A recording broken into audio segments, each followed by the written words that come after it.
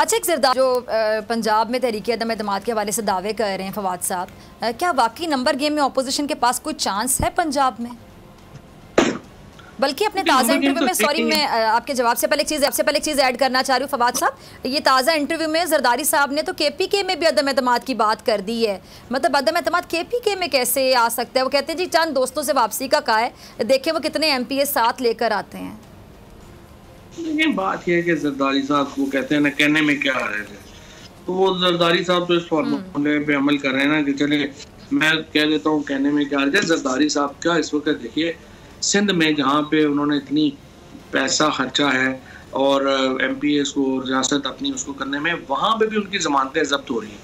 यहाँ पंजाब और KP में तो जरदारी साहब के पास कैंडिडेट ही कोई नहीं है ना, वोट तो बाद की बात आती है, यहाँ पे कैंडिडेट कोई नहीं उनके पास। और आज इन्होंने इतनी बड़ी पार्टी को, जो बेनज़ीर भुट्टो की पार्टी थी, उसको जो इन्होंने हशर नशर उसका कर दिया है कि अब इंशाल्लाह आप देखिएगा कि सिंध में जो अवेकनिंग होगी, ये सिंध में भी एक ये इलेक्शन इस दफा बुरी तरह हारेंगे, जमानतें जब्त होंगी। तो ये इनका ये तो ऐसे ही एक जो है वो बड़के मार रहे हैं, इनको भी पता है कि उसमें कुछ नहीं है। अच्छा, तो राना सनाउल्लाह साहब जो फरमा रहे हैं कि जहाँ असम्बलियाँ टूट जाएंगी सिर्फ वहीं पर इलेक्शन होंगे, तो चौधरी साहब मतलब वफाकी हुकूमत वहीं की वहीं रहेगी, तो क्या ये तहरीक इंसाफ के लिए एक्सेप्टेबल होगा, काबिल कबूल होगा आप लोगों के लिए? ये अगर ये असम्बलियाँ तहलील होती हैं तो इसके नतीजे में 64% जो पाकिस्तान की सीटें हैं उनमें इलेक्शन होना है, और अगर 64% सीटों पे इलेक्शन होता है तो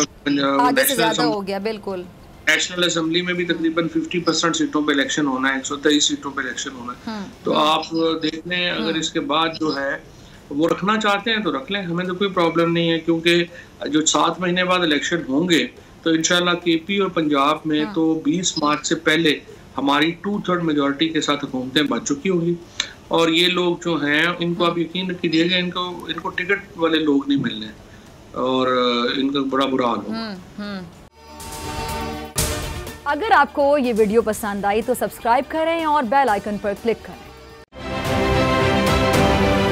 आप ये समझें, ये जो हक है ना, हक पे खड़े रहना और हक को बोलना, ये दूर से लगता है तन्हा हो गए लोग। आप खान साहब को देखें, तन्हा दिखाई देने, सारी जमातें मिलकर उनके खिलाफ हैं, लेकिन आज भी पाकिस्तान की आवाम उस हक की आवाज़ के पीछे जो है 80% से ज़्यादा आवाम उनके साथ है। सेम एग्जैक्टली इसी तरीके से बोल की कहानी है भाई, बिल्कुल अलग आपको तन्हा दिखाई देगा, हर जगह आपको खड़ा हुआ नजर आएगा, हटेगा नहीं किसी चीज़ से। और उसके साथ भी 80% आवाम अगर आज आप देखें तो उसे बोल दिख रही है।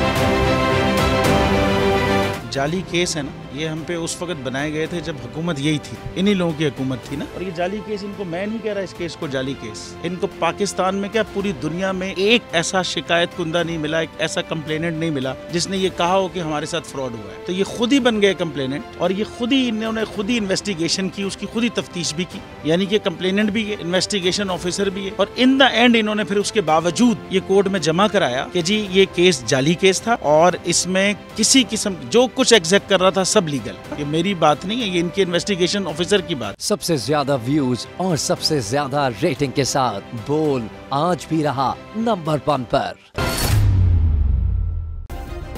सब्सक्राइब करें और बेल दबाएं ताकि कोई खबर रह न जाए।